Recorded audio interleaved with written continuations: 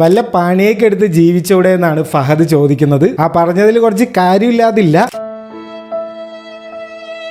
അപ്പൊ ആ പറഞ്ഞ കാര്യം ഡിബേറ്റബിൾ ഒക്കെ ആണെങ്കിലും വേറൊരു കാര്യം പറഞ്ഞിട്ടുണ്ടായിരുന്നു. ഒരു സിനിമ തിയേറ്ററിൽ കണ്ടു കഴിഞ്ഞാൽ പിന്നെ അത് നമ്മൾ ഒരു ഇമ്പാക്ട് ഉണ്ടാക്കുന്നില്ല, അതിനെക്കുറിച്ച് എന്തിനാ സംസാരിക്കുന്നത് എന്ന്. ആ പറഞ്ഞ കാര്യമില്ലേ, അതിനെ ഞാൻ ഡിസഗ്രി ചെയ്യുന്നു. അൺഫോർച്ചുനേറ്റ്ലി ഇവിടുത്തെ കാര്യങ്ങളൊന്നും അങ്ങനെയല്ല. 2019 ബോങ് ജൂൺ ഹോ ഡയറക്ട് ചെയ്ത ഓസ്കാർ ഒക്കെ കിട്ടിയ പാരസൈറ്റ് എന്നുള്ള സിനിമയില്ലേ, അതിൽ ആ പാവപ്പെട്ട ആൾക്കാരൊക്കെ താമസിക്കുന്ന സെമി ബേസ്മെന്റ് അപ്പാർട്ട്മെന്റ്സ്, ആ ഒരു വീടുകളില്ലേ, ചെറിയ ഒരു മഴ പെയ്താൽ തന്നെ അത് ഫുൾ ഫ്ലഡഡ് ആവും. ഭയങ്കര ഒരു മോശം അവസ്ഥയാണ് അതിൽ ജീവിക്കുന്നത് ആൾക്കാരുടേത്. അപ്പൊ ഈ സിനിമയൊക്കെ ഇറങ്ങി കഴിഞ്ഞ് ഇവരുടെ കഷ്ടപ്പാടുകളൊക്കെ എല്ലാവരും മനസ്സിലാക്കിയപ്പോൾ സൗത്ത് കൊറിയന്റെ ഗവൺമെന്റ് $45 മില്യൺ ഒരു പ്രൊജക്ട് ഉടനെ തന്നെ അനൗൺസ് ചെയ്യുകയായിരുന്നു ഇത്തരം അപ്പാർട്ട്മെന്റ്സിൽ ജീവിക്കുന്ന ആൾക്കാരുടെ ബെനിഫിറ്റിന് വേണ്ടിയിട്ട്. അപ്പൊ അന്ന് മാത്രമല്ല സിനിമ ഇമ്പാക്ട് ഉണ്ടാക്കിയത്, 2 വർഷത്തിന് ശേഷം ഇപ്പൊ ഒരു പുതിയ നിയമം വന്നിട്ടുണ്ട്. ഇങ്ങനെയുള്ള അപ്പാർട്ട്മെന്റ്സിനെ മൊത്തമായിട്ട് ബാൻ ചെയ്തിരിക്കുകയാണ്.